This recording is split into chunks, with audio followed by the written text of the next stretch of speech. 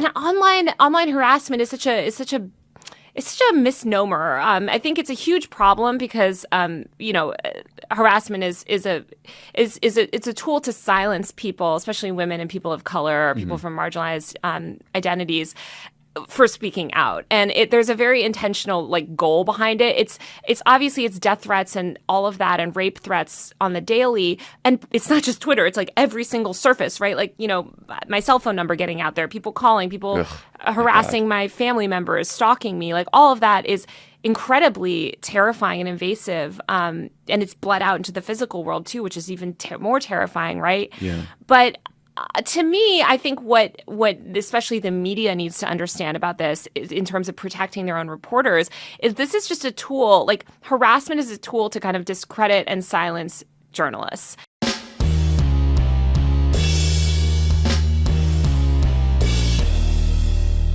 How's everybody doing? My name is Anthony Brian Logan, and today we got to talk about a Washington Post reporter by the name of Taylor Lorenz doxing the person behind the Libs of TikTok Twitter account.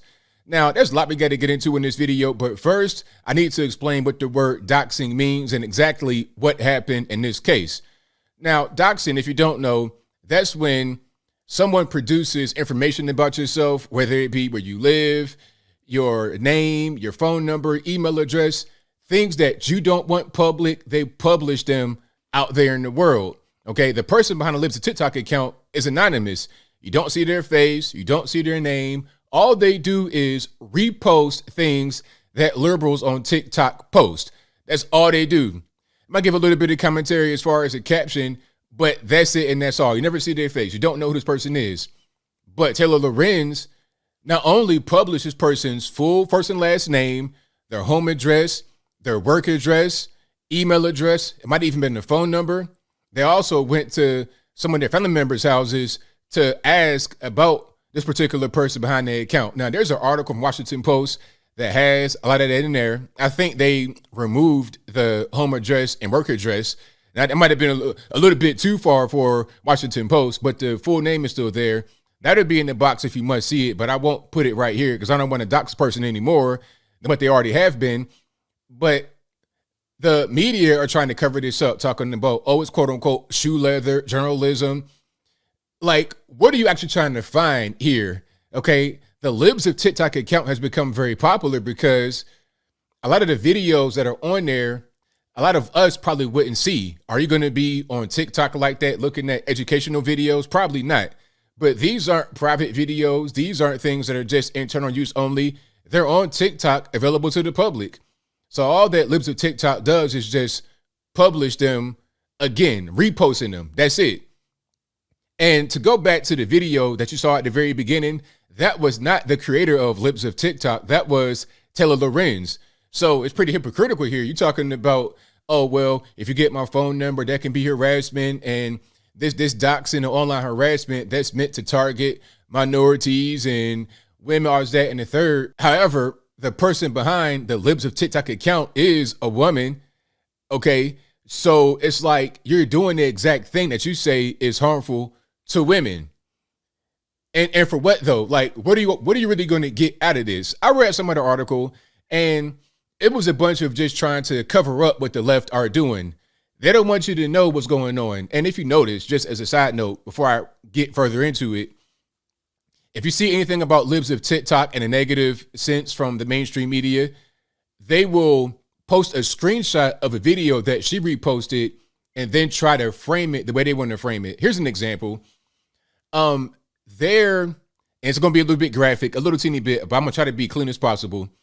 So there's literally a sex camp for kids in rural Kentucky. I think it's called something like the Sexy Summer Camp, something like that. It's all kind of weird stuff. And they're talking about sexual positions. I mean, just ridiculous stuff for kids now.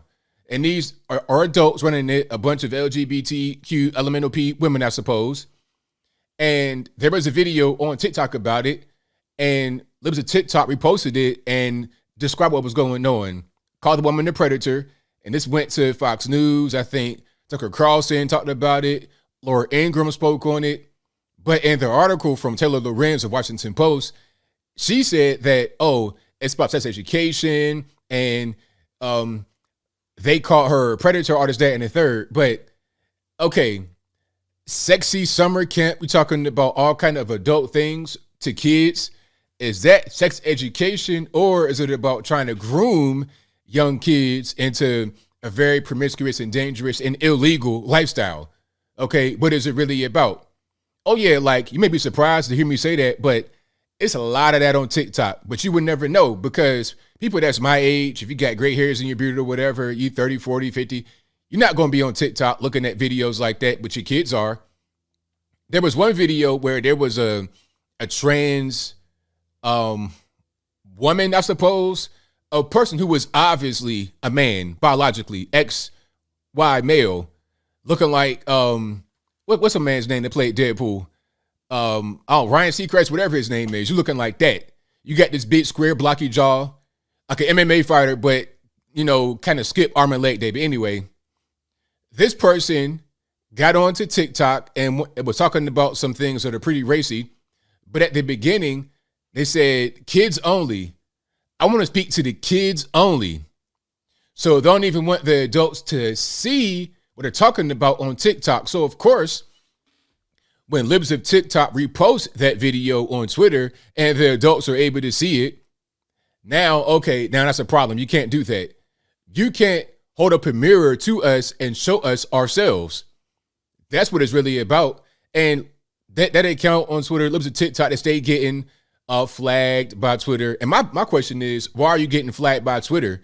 All you're doing is reposting things that the left posts. So what are you getting? Like, what's the flag for? Is it because of the content that they repost from educators?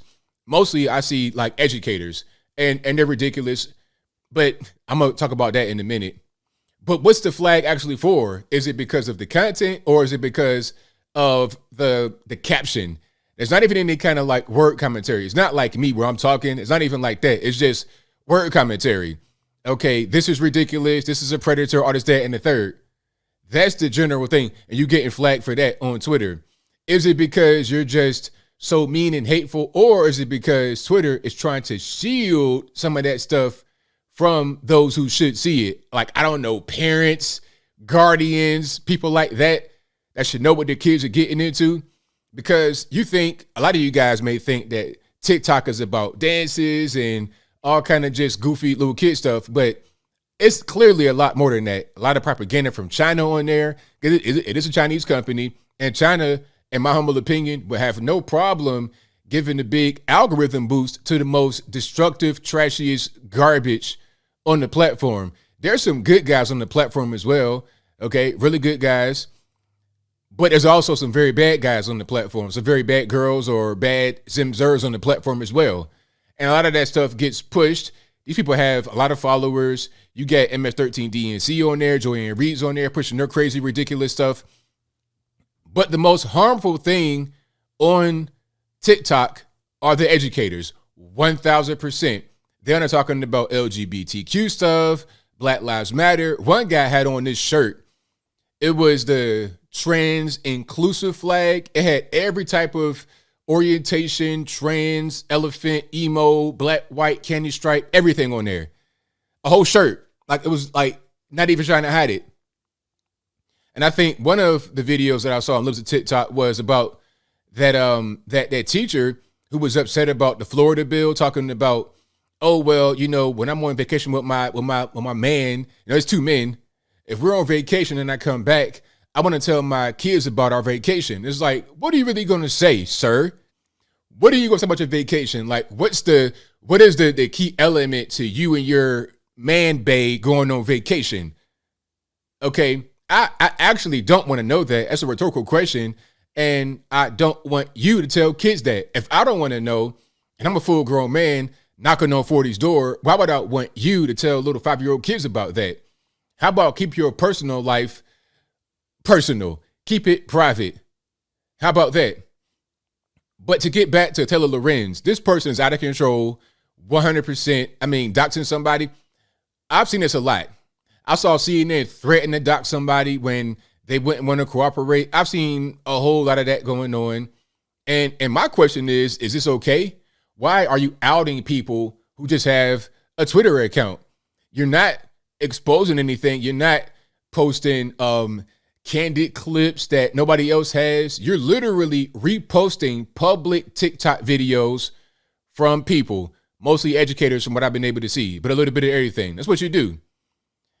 Libs of TikTok could not even exist if not for libs on TikTok. It's simple. How about this? Rather than attacking somebody who's just highlighting what's going on, attack those who put it out. You see what I'm saying? Talk about them. Talk about the educators that want to brainwash your children. That's where the focus should be, rather than trying to attack a young lady who's just highlighting what's going on to the world so they're not ignorant about what their kids are consuming online. But I think I'll leave that right there for now. And what say you? How do you feel about Taylor Lorenz, Washington Post, and this whole thing about doxing the person behind Libs of TikTok? Whatever your thoughts are, please let me know in the comments below. How do you feel about Libs of TikTok? Do you follow that account? If you don't, please do. They have a pretty big following, like 700,000 followers or so. Give them a follow because you need to know what's going on. It's not just a couple teachers here and there, obscure stuff. Like I said, that quote unquote sexy summer camp, that was in rural Kentucky. This is in your backyard. Your kids are going to be watching this. They're going to be exposed to it. You need to know what's going on. A lot of parents are just kind of like lost, like, oh, I don't know what's going on. I don't even have any kids and I'm aware of what's happening. I got nieces, nephews, or whatever. I tell them, I tell their parents like, hey, watch out for that. Look out for that because it's here. It's here. We need to know what's going on. But they don't want us to know what's going on. Like I said, whenever they talk about Libs of TikTok, whenever they talk about something like this, they'll give a screenshot and try to frame it in their own way, but they won't let you see the video for yourself and make your own mind up, which is what Libs of TikTok does. They're trying to control information, stifle information, and manipulate you to believe a certain thing that's not really true. But whatever your thoughts are, please let me know in the comments below. And that's all I got to say for this video. If you like what you heard, please comment, rate, share, and subscribe. Peace.